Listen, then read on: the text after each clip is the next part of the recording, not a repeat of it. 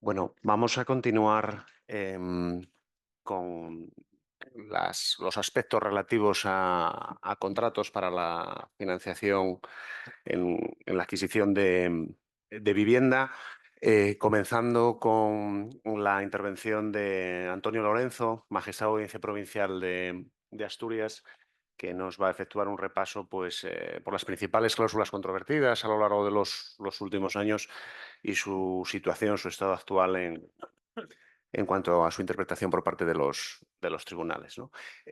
Antonio es magistrado, como acabo de comentar, de la Audiencia Provincial de Asturias, accedió a la carrera judicial en el año 2000, estuvo en los juzgados de Llanes, Guecho y desempeñó la mayor parte de su carrera profesional en el juzgado de primera instancia número 6 de Oviedo. Su labor en sede judicial le hizo merecedor del Premio a la Calidad de la Justicia, en la modalidad de justicia más eficaz por dar una respuesta rápida, certera y bajo un prisma de seguridad jurídica a un problema social en el que se va a centrar, del que nos va a hablar, que era concretamente pues, la problemática relativa a las cláusulas suelo y demás cláusulas abusivas características de este tipo de contratos. Como vamos un poco mal de tiempo, voy a cortar las presentaciones de todos, como siempre con los currículums. Sin mayor dilación, le doy la palabra a Antonio.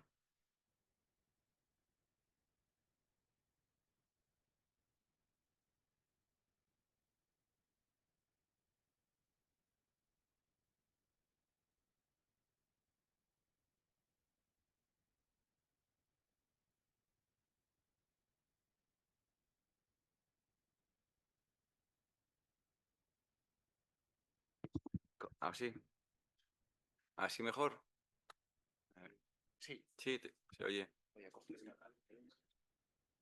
Bueno, va a ser complicado, ¿eh? En 17 minutos. Yo os traía aquí una disertación de todo lo que ha acontecido.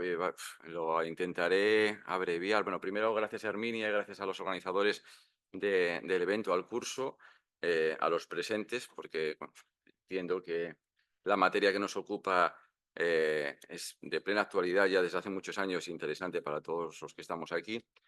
Bueno, como acaban de decir en la presentación, pues efectivamente el juzgado número 6 donde yo ejercía fue especializado por el Consejo General del Poder Judicial en el año 2017 para llevar pues toda la materia relativa a la nulidad de condiciones generales de la contratación en acciones ejercitadas por personas físicas en condición de prestatarios.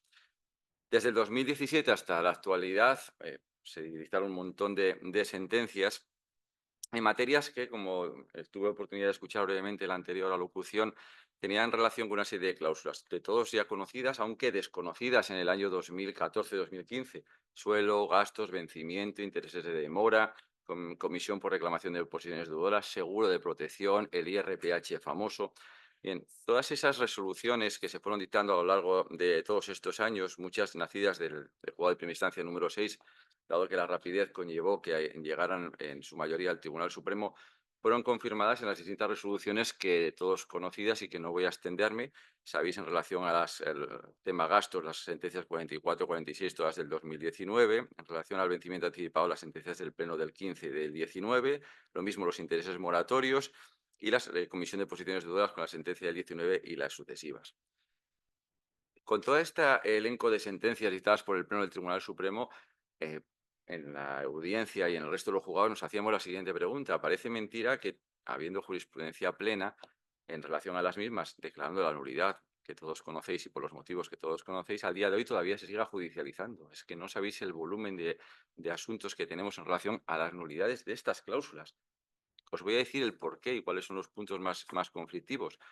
Pero bueno, lo que está provocando es que tanto nosotros en su día de la instancia, como en la audiencia, como el Tribunal Supremo, pues nos estemos en cierta manera un poco cansando de este tipo de solicitudes de nulidad, dictándose sentencias de todos conocidas. Y os he traído la última del Tribunal Supremo, dictada todavía la pasada semana, perdón, el 11 de octubre del 24, sobre ya la imposición de costas de forma reiterada a las entidades bancarias cuando en estas materias, como os he dicho, hay sentencias ya, jurisprudencia constante, y le afean a las entidades bancarias esa famosa palabra que de todos conocida a partir de hace relativamente poco, la conducta proactiva de las entidades bancarias. Si no son ellas las que de oficio eliminan ese tipo de cláusulas, que no las eliminan, por las razones que luego os diré, pues nosotros nos vemos obligados a imponerle costas en la instancia, costas en la apelación e incluso en los distintos recursos de casación.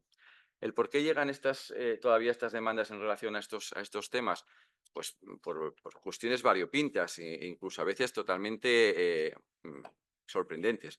Seguimos teniendo demandas donde, por ejemplo, en las cláusulas gastos nos siguen alguna vez reclamando el impuesto, echarnos las manos a la cabeza.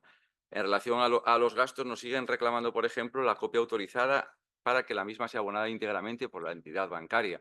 Bueno, sobre este particular, las sentencias del Supremo van en la línea de que interesando a ambas partes lo que es la escritura notarial, ambas deben ser o deben satisfacer el importe como todos conocéis. Y todavía nos siguen llegando sentencias en relación a los gastos, por ejemplo, en cuanto a los gastos de gestoría. Es incomprensible que por un contrato de compraventa al que es ajeno la entidad bancaria, cuando hay compraventa por subrogación, se sigan instaurando o se sigan reclamando el importe íntegro de la gestoría. Estas cuestiones eh, siguen al día de hoy, como os he mencionado, y una que es al hilo de la ponencia que vaya a exponer Carles con posterioridad, que es la que más los problemas nos está dando ahora, es pese a la nulidad reconocida de este tipo de cláusulas, vencimiento, posiciones deudoras, gastos y demás, la famosa prescripción, la excepción de prescripción. Solamente nos estamos encontrando ahora con oposiciones de la entidad bancaria alegando la prescripción famosa. Y no voy a pisarle mucho la ponencia, pero a ver, nosotros en instancia en su día y en la audiencia, en la sala donde yo me encuentro ahora, siempre mantuvimos el mismo criterio, que es el criterio que santificó el TJUE en recientes sentencias que va a exponer Carles. La nulidad de este tipo de cláusulas se produce desde el momento que dictamos la sentencia. No nos vamos a confundir con periodos anteriores y demás dictadas por el TJUE. Y en todo caso, subsidiariamente, desde que el consumidor adquiere conocimiento de esa nulidad. Y esto era muy sencillo en las cláusulas suelo. Entidades bancarias a raíz de la sentencia del 13 mandaban misivas diciendo que oiga, su cláusula suelo puede ser nula por las razones que sea. A partir de ese momento el consumidor sí que adquiría conocimiento y por ahí podrías empezar a computar el plazo de 5 años. Pero en la mayoría de los casos, repito, desde el dictado de la sentencia en primera instancia de que le declara nulidad, podría entenderse como comienzo del dies al el plazo de 5 años. Nosotros lo tenemos clarísimo. Pese a eso, las entidades siguen insistiendo y demás. ¿Por qué se siguen judicializando este tipo de cláusulas? Pues por un hecho muy concreto. Las entidades bancarias entienden que en aquellos contratos que están cancelados, finalizados, no se tendría por qué declarar nulidad de este tipo de cláusulas. Bueno, aquí hay dos corrientes doctrinales y jurisprudenciales. Aquellos juzgados y tribunales que consideran que aunque el contrato esté cancelado, la nulidad se debe aplicar aplicando la jurisprudencia del TJUE, de aquellos otros que hacemos una distinción, que es lo que hacemos nosotros en la sala, que es depende de que el contrato se encuentre cancelado, sí, en los vivos no hay ningún problema, aunque la cláusula no se haya aplicado incluso de oficio. Nosotros, como sabéis, tenemos la necesidad o la obligación de declararlo nulo, pero en aquellos contratos cancelados nosotros diferenciamos en que la cláusula en sí se hubiera o no aplicado a lo largo de la vigencia del contrato. ¿Por qué? Porque nos vamos a lo que el Tribunal Constitucional, desde ya la sentencia del año 2013, ha definido como el interés propio en la necesidad de plantear un juicio. Cuando dice, por ejemplo, o lo dice literalmente, el interés en un pleito es la relación material unívoca entre el sujeto y el objeto de la pretensión, de suerte que de estimarse ésta se produzca el beneficio o la eliminación de un perjuicio para el consumidor. Si lo llevamos a la sentencia del Tribunal Supremo del 5 de marzo del 22, es muy clara y dice literalmente: para que exista un interés en la declaración de nulidad solamente a una acción declarativa de nulidad de una cláusula que no ha tenido vigencia a lo largo del contrato, debe existir la duda o controversia y la necesidad actual de la tutela de la manera que el interés del demandante desaparezca si no hay inseguridad jurídica. Traducido, en la sección sexta de la Audiencia Provincial mantenemos el criterio de que si, por ejemplo, la cláusula del vencimiento, por ponerla más grosera, vencimiento anticipado, no ha entrado en vigor a lo largo de la vigencia del contrato, obviamente una solicitud de declaración posterior de nulidad de una cláusula que efectivamente en abstracto es nula conforme a la jurisprudencia del TJUE y del Tribunal Supremo, no da lugar a una estimación de la demanda por esa carencia de interés en la cuestión controvertida. Eso es lo que tenemos en relación a los contratos cancelados. Por ir más rápido, para que no me pille el tiempo, voy a tratar sobre todo de la famosa comisión de apertura, porque aquí sí que las distintas resoluciones judiciales que se han dictado a lo largo de todos estos años nos lleva al momento actual con los matices que os voy a explicar. Las secciones de nuestra audiencia provincial, os cito algunas sentencias, entre ellas la dictada el 11 de julio de 2024, hacemos una remisión de todo este íter en relación a la cláusula de comisión de apertura.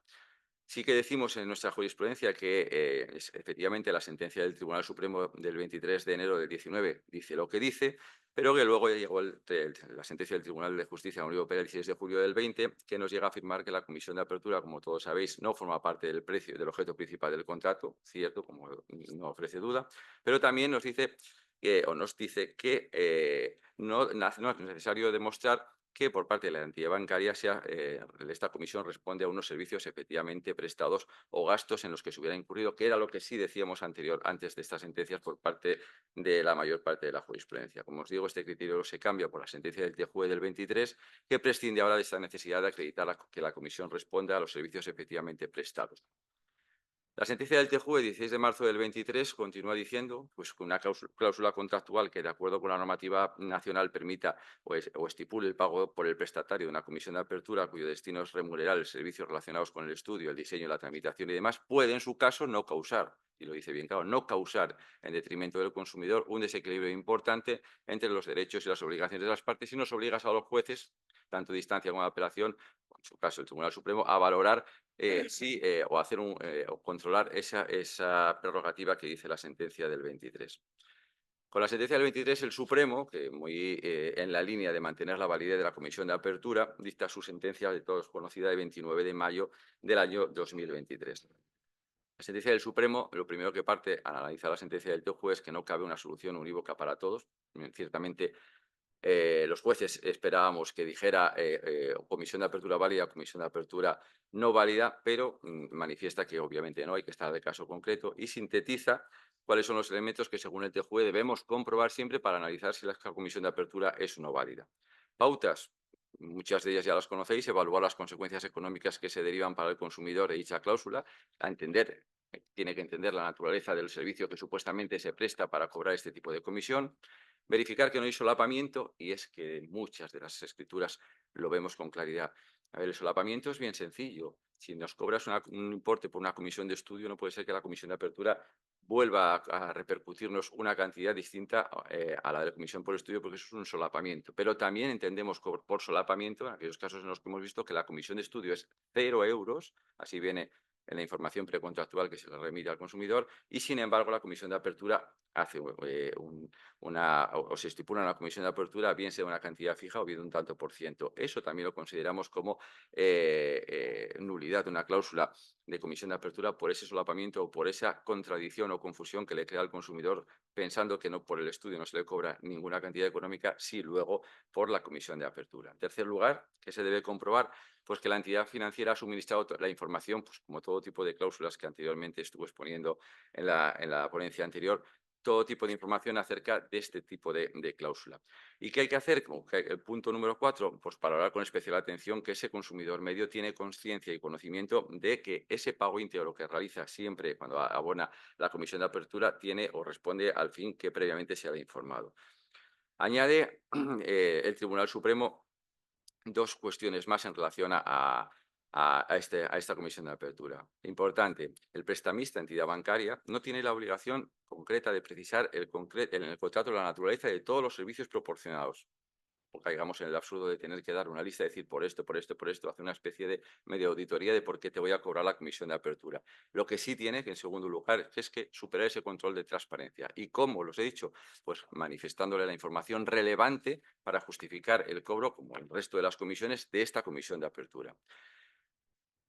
En el último lugar, que es una de las cosas que siempre se hace a la cláusula suelo, esa ubicación de la comisión de apertura tiene que venir estructurada en el lugar concreto y sin una estructura de la cláusula sin estar enmascarada entre otras comisiones, creando confusión como ocurría en su día con la cláusula suelo.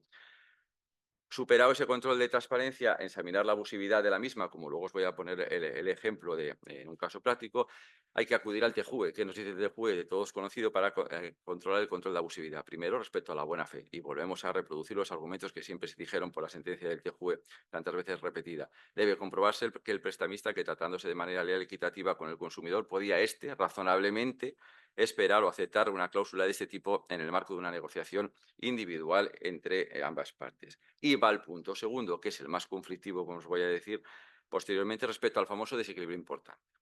No cabe afirmar que una cláusula que establezca una comisión de apertura en un préstamo o crédito hipotecario, dice la sentencia, no respete en todo caso el equilibrio entre derechos y obligaciones de las partes que deriva del contrato, sino que habrá que valorar que el coste no sea desproporcionado en relación al importe del préstamo o que los servicios que se retribuyan en esta comisión no estén incluidos en otros conceptos cobrados, como os he dicho anteriormente, con el solapamiento.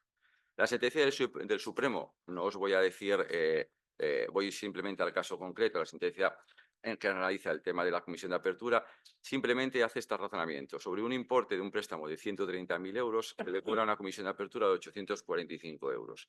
Se le afea al Tribunal Supremo que fije en los estándares de la comisión entre un 0,25 y un 1,5 o 1,50, acudiendo, según dice la sentencia, a las tablas accesibles en Internet. En Internet, ¿por qué? Porque en el procedimiento ninguna de las partes le había suministrado lo que era información documental relativa a las comisiones de apertura que se pagaban o que en supuestos análogos. Frente a ello, considera que estos 845 euros son válidos y considera que la comisión de apertura la debe dar por buena. Ante esa tesitura, la respuesta que ha dado de distintas audiencias provinciales del territorio es variada. Yo os digo la que hay en la Audiencia Provincial de Asturias. Con el tenor de la sentencia del TJUE y la sentencia del Supremo, en una reunión de unificación de criterios por parte de todos los magistrados de las secciones civiles de la Audiencia Provincial, conformidad con el artículo 98 de la Ley Orgánica del Poder Judicial, llegamos a estudiar ambas sentencias y llegamos a la conclusión de, obviamente, tenemos que respetar, como no puede ser, somos tributarios de las decisiones del Tribunal Supremo, con lo cual, en el supuesto práctico, que os digo anteriormente, de 0,25 y 1,50 en relación a la comisión y un mínimo o un mínimo de 845 euros, lo que llegamos a unificar criterios es considerar que la comisión de apertura que supere el 1,50 será nula por sí, o, y no es alternativa, es o supere el umbral de los 1.000 euros. Respetamos los 845 y fijamos los 1.000 euros. Críticas por parte de los letrados de las entidades bancarias, pues muchas. Os podéis imaginar, no se afean el hecho de que parece que con nuestra resolución de unificación de criterios estamos limitando el mercado económico al fijar por parte de la audiencia un límite mínimo. Nosotros consideramos que para seguir con el criterio de unificación, de igualdad y de seguridad jurídica que se dio en Asturias a todos los consumidores desde el juzgado número 6 a la audiencia, ahora en todas las secciones de la misma, consideramos que será el criterio que deberíamos fijar. Máxime cuando estamos convencidos de que la cantidad de 1.000 euros incluso es con mucho suficiente para satisfacer la entidad bancaria de este tipo de comisiones. Sigo, me dices el tiempo más o menos, ¿eh? Sí, sí. Bien. Otro de los supuestos que escuché anteriormente hablábamos de los seguros vinculados. No voy a entrar en ellos, voy a decir solamente una excepción que nosotros aplicamos en la audiencia en muchas de las escrituras de préstamos hipotecarios que vemos. ¿Cuál es? Es la relativa al seguro de protección de pagos. Nosotros diferenciamos entre que el seguro sea de vida, sea de protección de pagos, afecte o no, en el caso del seguro de protección de pagos, a viviendas o a préstamos hipotecarios que se hayan, en fin, el valor de tasación del bien sea superior al 80%, es la cantidad que se satisfaga por el banco, se entrega por el banco, supere ese 80% del valor de tasación del inmueble. ¿Y por qué? Pues porque nosotros consideramos que cuando alguien acude a una entidad bancaria y pide una cantidad que supera este umbral del 80%, la garantía hipotecaria no consideramos que sea suficiente. Ahí sí que permitimos que la entidad bancaria abra lo que es la exigencia de otro tipo de garantías y concretamente nos estamos encontrando con dos redacciones literales de dos cláusulas por parte de dos entidades bancarias a las que consideramos o le damos validez por lo siguiente. Fijaros, en el mismo supuesto, más del 80% del valor de tasación del inmueble. ¿Y por qué lo decimos? Porque la cláusula quinta, fijaros, el tenor literal es el siguiente. Dice, a los efectos de este contrato, la parte prestataria manifiesta, que lo dice la parte prestataria, que siendo conocedora de que el importe del préstamo solicitado supera el 80% del valor de tasación según la tasación efectuada, cuyo certificado se adjunta siempre, acepta de manera consciente y voluntaria que el mayor riesgo asumido por la entidad financiera sea cubierto mediante un seguro por una compañía que no os cito, el cual será contratado por la entidad bancaria a cargo del prestamista como complemento de la garantía a la presente operación financiera, teniendo como finalidad garantizar al prestamista el incumplimiento de las obligaciones de pago derivadas del préstamo. Consideramos que esta garantía adicional en este supuesto, e incluso aunque sea por un pago, un pago único en una cantidad económica que garantice el cumplimiento de este seguro, de este seguro consideramos que es válido conforme a las resoluciones que os voy a citar ahora, todas ellas del año 2024. 13 de junio, 8 de mayo y 14 de abril, todas de la sección cuarta y quinta de la Audiencia Provincial. Sistema de amortización, que es uno de los supuestos también complicados que nos estamos encontrando actualmente. Bueno, el sistema de amortización que estamos declarando nulo es aquel que aparece de la siguiente manera. Hemos encontrado escrituras de préstamos hipotecarios en el sistema de amortización. Figura una cantidad fija los 3 o 4 primeros años, se abona durante esos años un mismo importe, para a partir del cuarto año, en relación al resto de las cuotas que se devengan, se calculan de la siguiente manera. Fijaros, a partir de la cuota número 37, en el caso de que se trate de 3 años de cuota fija y para cada periodo, el importe de la cuota mensual se valorará a calcular de conformidad con el nuevo tipo de interés que resulte de aplicación según el artículo 3 bis de cada una de las escrituras. ¿Eso qué quiere decir? Que se estableció que los tipos de interés devengados y no satisfechos que pudieran generarse en función del tipo de interés aplicable y del importe de la cuota fija se acumularían al capital pendiente de amortización, entendiéndose capitalizados conforme al 317, el famoso natocismo. Frente a esta cláusula, todas, y repito, secciones de la Audiencia Provincial hemos considerado que es nula dicha cláusula por las razones que os voy a resumir. Primero, no discutimos el pacto de anatocismo. El pacto de anatocismo es válido, como todos sabéis, siempre y cuando el consumidor, ante una condición general de la contratación, supere a la hora de analizar los supuestos que se nos someten a debate, tanto el control de incorporación como el control de transparencia, como el control finalmente de abusividad. ¿Que superan este tipo de cláusulas que os he leído el control de incorporación? Bien, decimos que es una cláusula farragosa, ¿cierto? Explicarle, el consumidor se queda siempre con que los 3 primeros años va a pagar un tipo de cuota fija, pero ojo, se le dice cuota fija, él entiende como cuota amortizable de capital cuando estamos hablando de intereses. Lo damos por superado el control de incorporación, aunque consideramos que es una cláusula farragosa, pero no así consideramos que esta cláusula supere el control de transparencia. Y os decimos por qué. Porque la peculiaridad de esta operativa, decimos en nuestras sentencias, supone que en los primeros años de vida, como os he dicho, no se amortiza ningún tipo de importe del capital. Se establece una cuota mensual fija y constante, sin relación con intereses devengados y con el capital a amortizar, cuyo importe era inferior a los intereses. En virtud de este pacto de anatocismo, la parte del importe de los intereses devengados no cubierta con el de las cuotas satisfechas en las primeras fracciones temporales acrecen al capital pendiente de amortización, con lo cual, en vez de disminuir, cuando llegamos a la fracción que vamos a actualizar del tercer o cuarto año, nos encontramos con un capital pendiente superior incluso al inicialmente prestado. ¿Qué se plantea entonces? Pues la pregunta del millón siempre en el control de transparencia que habéis escuchado anteriormente. ¿Se le informó correctamente al consumidor de este tipo de cláusulas, del funcionamiento de la cláusula de repercusión económica? Pues en la mayoría de los casos vemos con relación a esta cláusula que no. ¿Por qué? Porque ni la oferta vinculante que se le aporta previamente ni la solicitud del préstamo aparece descrita cómo es el funcionamiento de este tipo de cláusulas y el sistema de anatocismo. ¿Qué nos lleva esto? A declararla nula por no superación del control de transparencia y obligarnos a entrar en el control de abusividad. Y para el control de abusividad, ¿que tenemos que analizar? El famoso desequilibrio que hay de prestaciones entre las dos partes. Llegamos a la conclusión de que el desequilibrio es evidente y palmario. ¿Por qué? Porque pocas dudas nos ofrecen. La consecuencia de este procedimiento de amortización es que el contrato, el principal adeudado, resulta, como os he dicho, incluso superior al recibido. Pues eso para nosotros es una clara desequilibrio entre la prestación o entre la contraprestación de una de las partes y de otra de las partes. Os he dicho que la jurisprudencia de la Audiencia Provincial de Asturias es unánime, pero buceando en el resto de España, las sentencias son mayoritariamente coincidentes con el criterio que mantenemos. Sección Cádiz, sección quinta de sentencia de 4 de marzo del 21, Zaragoza de 11 de enero del 21, Málaga, Alicante, Almería, todas las sentencias van en ese mismo extremo.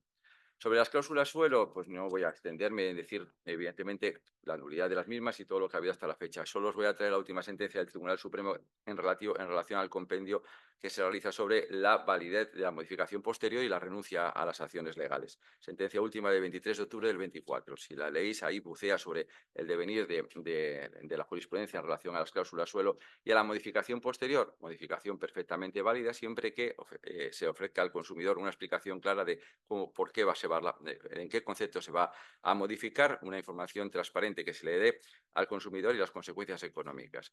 Sobre las consecuencias económicas y la renuncia, aquí hay dos líneas jurisprudenciales clarísimas. Aquella que considera que simplemente hay que decirle al consumidor la renuncia de acciones te supone esto, no podrás acudir a los juzgados o tribunales a declarar, a solicitar la nulidad de la cláusula suelo de origen, no a partir de la modificación que hemos dicho que se considera válida, de aquellas otras que somos más restrictivas y consideramos que al consumidor hay que darle la información concreta y precisa de lo que se le pone a la firma. En el caso de la renuncia a acciones legales, hay que decirle cuál es la renuncia económica que le supone la firma de ese documento. O sea, hay que decirle si la cláusula tuya de inicio del suelo era de fecha tal, hasta la modificación de la misma por acuerdo de ambas partes llega hasta este extremo, la consecuencia económica que te correspondería de haber declarado la nulidad es este importe económico y que constante el consumidor firme. Si no consta esa información económica de cuál es el perjuicio o cuál al que renuncia el consumidor, nosotros consideramos en línea con lo que mantiene el Tribunal Supremo de que esa renuncia no es válida. Y finalmente, ya os quiero, salvo que luego lo preguntemos en el coloquio, os quiero manifestar la famosa o la cuestión famosa del IRPH y la nulidad del IRPH. Bueno, el IRPH es una lástima que hayamos hecho que el curso no se posponga el 12 de diciembre. El 12 de diciembre es la fecha en la que el TJUE, en la cuestión prejudicial C300 del 2023 que planteó el juzgado de primera instancia de San Sebastián, es la fecha en la que va a leer la sentencia del IRPH y aclarar cada una de las 8 cuestiones prejudiciales que plantean en este extremo. Yo, para no pisar el resto, me quedo hasta aquí y luego en el debate lo profundizamos.